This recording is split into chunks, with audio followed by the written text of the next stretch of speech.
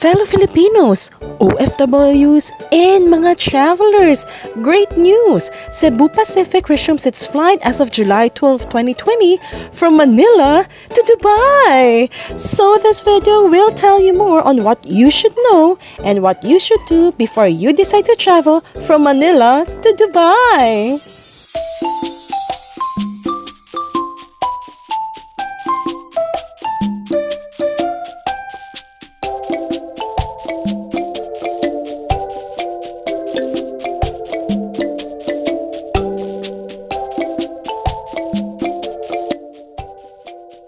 Current events, updates in and out of our country, at ganun din any helpful information as well as relevant information na alam kong makakatulong sa inyo as OFW, balikbayan, or traveler. Please subscribe to my channel, that's Jamey Iris TV channel, and don't forget to please click that bell so that you can get updated for any new videos that I will have. Everyone will fly again. That is what they said in one of their advertisements, and indeed, Cebu Pacific will fly again, this time from Manila to Dubai. I know maraming travelers, OFW at mga Filipinos and even foreigners are very excited to once again travel from Manila to Dubai. So what are the things that you have to do and you have to know before you travel either from Manila to Dubai and Dubai to Manila? Yan po ang layunin ng ating video for today. So I'll give you the update based from what we have gathered from different resources. Unay, na napakagandang balita ito na maaari nang lumipad muli ang Cebu Pacific from Manila to Dubai and Dubai to Manila. Ito ay naging posible sapagkat ang mga Filipino authorities natin, they have eased outbound travel restrictions, so mas naging relaxed na po ito compared this past few months. So, sa wakas, ang travelers natin who hopes to fly to Dubai from the Philippines from Manila can now travel with Cebu Pacific. Now, the Filipino airline also had resumed its regular weekly passenger flight between Dubai and Manila. So, that resumed po yesterday, that's July 12, 2020. At yung pabalik naman po from Dubai to Manila will happen this July 13. Batid ko, marami ang excited when it comes to traveling back to Dubai from Manila. Pero what are the things that you need to know so that handa kayo when you fly to Dubai? So, as a traveler flying to Dubai, you must obtain relevant travel insurance before arrival. Now, very important to bago kayo dumating sa Dubai International Airport. Without this, as a passenger, you might be denied of boarding sa Pilipinas pa lang. Or kapag dumating kayo also sa UAE, unang tatanungin din nila sa inyo, if may travel insurance ka ba? Now, if wala kang travel insurance, you will then be asked sa Dubai International Airport to sign a waiver that holds you responsible. Responsible for what? They will hold you responsible for any cost related to treatment for the coronavirus if ever you contract this or you get exposed to this while you are in that country. Ang maipapayo ko lang po, kasi almost 10 years din po ako nakatira sa UAE, it's better to have a travel insurance. Kasi po, since high-tech din yung facilities nila when it comes to medical or hospital doon, so medyo magastos din po. So it's best really na may travel insurance ka. We're hoping na hindi ka ma-expose or hindi mo makocontract ang coronavirus, but it's better to be prepared in terms of travel insurance para at least you're protected then, especially your money. Number 3, what do you need to do as a traveler before you actually fly to Dubai? So again, since ang bansang ito ay very particular when it comes to the database, kailangan din po nila na kayo ay mag-register online sa kanilang COVID-19 Dubai app before flying. So download nyo lang po yung app and then make sure that you register on this app. Now, aside from that, the second one is they will also take a look at your valid negative certificate of COVID-19 testing. So, kailangan nyo before flying there, meron kayong negative certificate or nagpa-test kayo, nagpa-swab test kayo. So, will be checked from all passengers arriving in Dubai International Airport. Now, kung sakasakali na naman, wala kayong negative certificate, so they will mandatorily ask you to do a swab test using the PCR test. This will be free of charge. Aside from Cebu Pacific, I am so glad to hear that the UAE Airlines also reinstated their respective flights. Emirates had reinstated its flight from Manila to Dubai and Dubai to Manila. And same thing with Abu Dhabi to Manila and Manila to Abu Dhabi. So Etihad Airways reinstated their respective flights. And number 5, before you travel, it's very important kahit nakakuha na po kayo ng flight details, always recheck your flight because changes can simply happen. You know, with this pandemic crisis, everything is dynamic and so fluid. So make sure kahit meron na po kayong flight details, always recheck your flight for any possible changes. It could be the terminal, it could be the time of the flight. You'll just never know. So it's better to always recheck.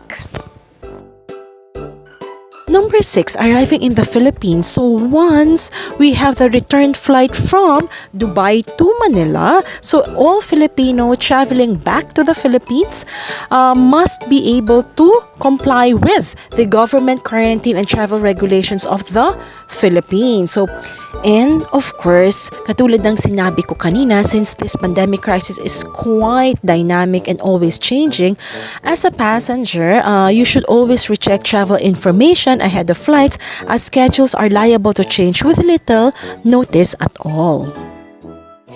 From the research that I've gathered, some recent flight bounds for Manila were actually rerouted daw sa Cebu, about 500 kilometers away of course from Manila, in a bid to ease congestion in the capital, or dahil when it comes to the air traffic, masyadong maraming flights, so kailangan i-reroute sa Cebu. Hoping it will not happen to you, but just in case, at least you know you are updated. Okay, travelers from the UAE, meron akong hinandang mga videos. It's a 3-part video series, a guide to OFW returning to the Philippines. Please do watch it. Looking forward na makatulong to sa inyo sa pagpe-prepare nyo sa pagbalik sa ating bansa. I know very excited na kayo kasi how many months na naantala ang inyong bakasyon, right? So, just make sure that you watch the video so that it will help you din. Mag-guide din kayo. Ano ba yung kailangan nyong i-prepare pagdating nyo dito sa Pilipinas? Meron din po akong pinipare dito, supplemental video, yung mga required online forms that you have to register bago umuwi sa Pilipinas. So, yan po yung Oasis, at the same time yung ECIF from Red Cross. So, meron na po tayong videos for that. And, kung hindi naman kayo OFW, at pabalik kayo ng Pilipinas using Cebu Pacific from Dubai to Manila, you can actually watch the video I prepared for frequently asked question for returning Filipinos, balikbayan, or travelers. Sa inyong nalalapit na paglalakbay na I know you're very excited about, please remember this. There are some travel reminders from Cebu Pacific once you're on board the aircraft. So number 1, ini-implement po nila na kailangan everyone should be wearing face mask. And then, you must check in online. And once you checked in online, you have to be at the airport at least 3 hours ahead of your flight to ensure enough time for all screening processes. So, better mas mahaba na po yung time na nasa airport kayo kaysa naman ma-rush kayo o magahol kayo sa oras. And then, please remember, hand luggage or hand baggage is just limited to 1 piece per person na dadalhin nyo sa mismong kumbaga aircraft itself. And then make sure you abide by the social or physical distancing policies na meron ang Cebu Pacific. Actually, for me personally, I'm quite curious din anong gagawin ng Cebu Pacific when it comes to seating arrangement. Since they have mentioned that they do have social distancing policies, paano naman kaya yung upuan. So, will they be separating? Will it be 1 seat or 2 seat apart? Hindi ko po nakita yon dito sa mga articles na nakita ko. But then again, I'll research on it, and once I got the information, I'll definitely update you about it. I do have there will be spaces from the seat para hindi naman din mabawaliwala yung social or physical distancing na ginagawa po ninyo. So, I'll update you once I gather information. Let's take a look at the easing of travel restrictions and how it affects us.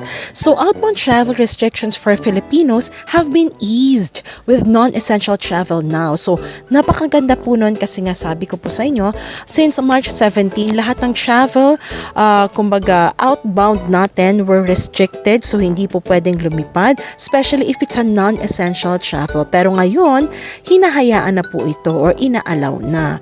But then again, kailangan din po natin na isaisip na kailangan po na alamin din natin ano ba yung mga restrictions sa countries that you will be flying to, so that at least makakapag-ingat kayo at magagawa nyo rin po kung anong kinakailangan sa mga bansang inyong bibisitahin.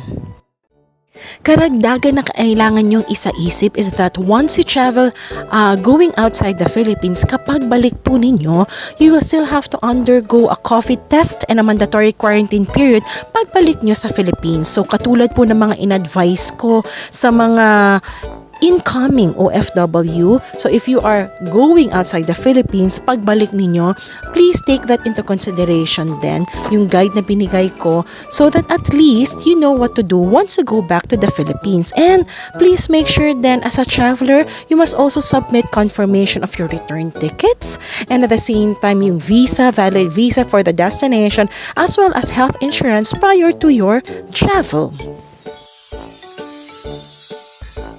And lastly, how about our Philippine inbound travelers? So ano pa yung ibang mga bagay na kailangan nyo i-take into consideration? Last July 8, actually, a second terminal at Ninoy Aquino International Airport ay binuksan siya to handle the increase or pagdami ng international flights na pabalik sa Pilipinas. Now, at this point in time, ang kailangan nyo ring malaman, especially yung nagnanais na bumalik sa Pilipinas at maaring OFW kayo o hindi kayo OFW.